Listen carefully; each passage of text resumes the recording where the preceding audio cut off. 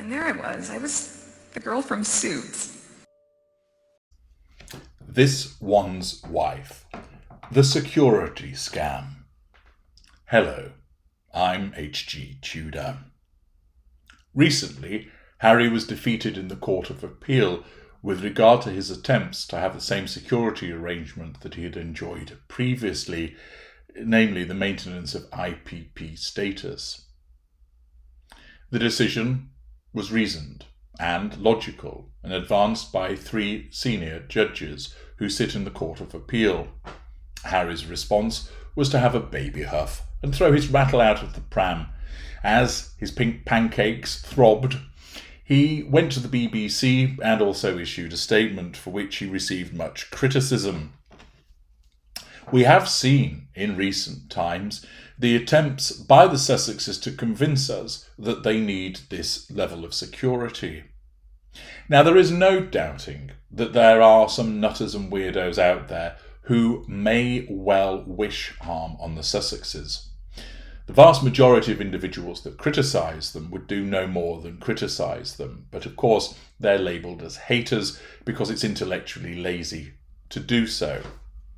There will be, as there often is with famous and prominent people, individuals who wish those people harm and might take steps to do that as a consequence of the fact that they do hate the individual concerned, or in other instances they are mentally unstable. The press have reported previously about individuals that have made threats against the Sussexes, some of whom have found themselves in prison following conviction.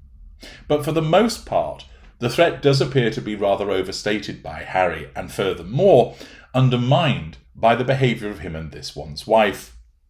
The fact that they would go to Colombia, that Harry went to Ukraine, that they went to Nigeria and put themselves in potentially harm's way tends to undermine their concerns about the United Kingdom. Furthermore, the hilarious activity of Wrong Door Harry as he's been wandering the streets of London trying to track down a friend has resulted in yet more hypocrisy being unveiled in relation to him.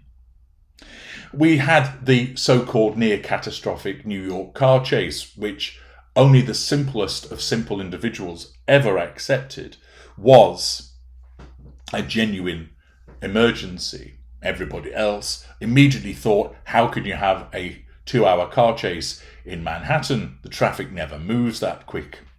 Nevertheless, the evidence also then demonstrated it was not the case. We've had the allegations of various calls to the property in Monty Shitshow as a consequence of supposed lurkers and peeping toms, etc. We had the High Court activity of the lady calling out to Harry, "I'm a supporter." All of these behaviours may well have been done for the purposes of trying to create an environment whereby they maintain that they are at risk. But it's clear, as a consequence of the fact that they've gone to high-risk places and the fact that Harry has wandered about London quite freely, that there's a huge dollop of hypocrisy going on here. And interestingly, it's highlighted by the attitude of none other than Jeremy Clarkson. Now, we know Mr. Clarkson is far from this one's wife's fan, but he had an article in the Times where what he explains demonstrates one of the 2 limbs as to why this whole thing with security is a scam by the Sussexes. Mr. Clarkson basically explained, last week in the middle of the night, a man crashed his car into the front gates outside Jennifer Aniston's $21 million house in the ritzy Bel Air district of Los Angeles. It's unclear why he did this. Either way, we are told he was immediately apprehended by Miss Aniston's private security detail and no harm was done. Wait, what? A private security detail? Really? Because assuming we're talking about the kind of guys who are good at fighting and doing forward somersaults and shooting, round-the-clock cover would cost at the very least £500,000. More if she ever wanted to go anywhere. I bet that this security detail was employed by the gated community where Miss Aniston lives, because if she was going to spend that much, she'd have to really believe that there are people in the world who've sat down and worked out that the person they'd most like to murder is not Donald Trump or Vladimir Putin or some child molester. No, it's the girl from Marley and Me. I don't believe Jennifer Aniston is that delusional. Neither am I. I'm well aware that some people dislike me greatly. Certainly, on a dislikeometer, I'd knock Jennifer Aniston into a cocked hat. People have even expressed this displeasure physically over the years. A woman once pushed a pie into my face, and later some young ladies came to my house and threw manure over the wall onto my rose bushes. I never did understand that one. My favourite was a chap I once encountered late at night while walking through Oslo Airport. He was coming the other way down a long and virtually deserted corridor, and as he drew close he began to beam. His face broke into a huge smile, and his arms spread wide as he bellowed in a broad Scottish accent, "You're Jeremy Clarkson!" I smiled coyly by way of a reply before he stopped and said loudly, "I fucking hate you!"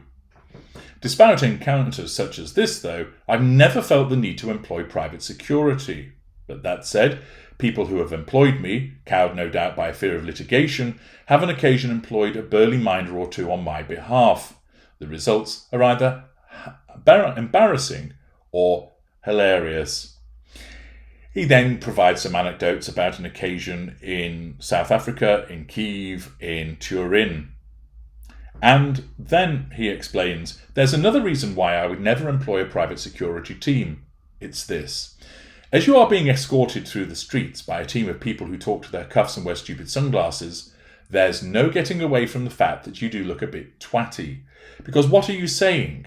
My former role on some Little Watch soap was so important that I may be kidnapped at any moment. He talks about the fact that Patrick Stewart, the actor, wandered around in Leeds. Nobody caused a problem for him. Andy Garcia came in a taxi on his way back to London, asked the driver to stop up at a chippy in Guildford, where he stood in the queue quite happily on his own. Tom Cruise, similarly on Top Gear, wasn't a problem, didn't need a huge security entourage.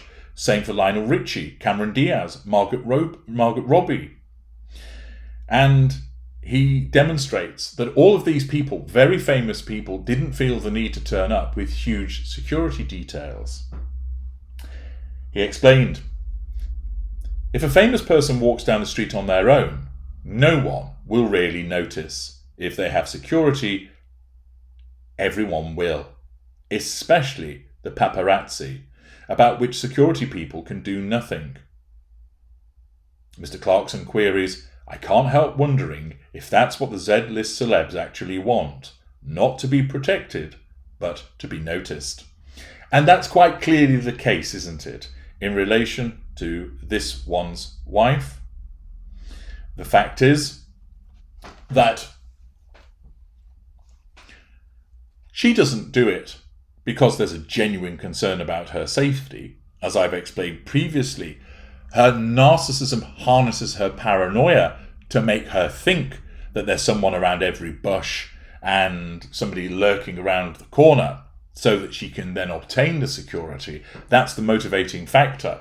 But the reason that she wants such security is to get noticed, to make her look important, so that heads turn when a 4 SUV cavalcade rolls into town, that people turn and notice her when she's surrounded by burly men. Of course, as we saw with her ridiculous parking lot pap walk, people walked straight past and didn't even notice her. But that's what it is.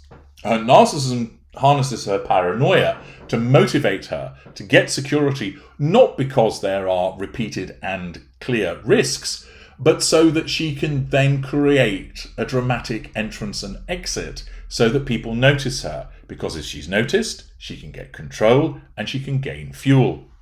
This is one of the two limbs as to the security scam that has been propagated by the Sussexes. The other, as you know, is in relation to the necessity of having IPP status, because then that will provide them with information about people and may also assist them with regard to the rejection of accountability, with regard to the things that they say and they do, which, in the case of this one's wife, again falls under the necessity of controlling people. The fact is that whilst there are risks to prominent individuals such as this one's wife and Harry, they are nowhere near as great as they believe them to be. And furthermore, their own actions demonstrate that they don't really take it that seriously. For instance, this one's wife winding down the window when she was in the car. The fact is that it's all performative, that it's done for the purposes of getting noticed, and it's done for the purposes of IPP status, which is a residual benefit and also aids with the issue of control. I'm HG Tudor. Thank you for listening.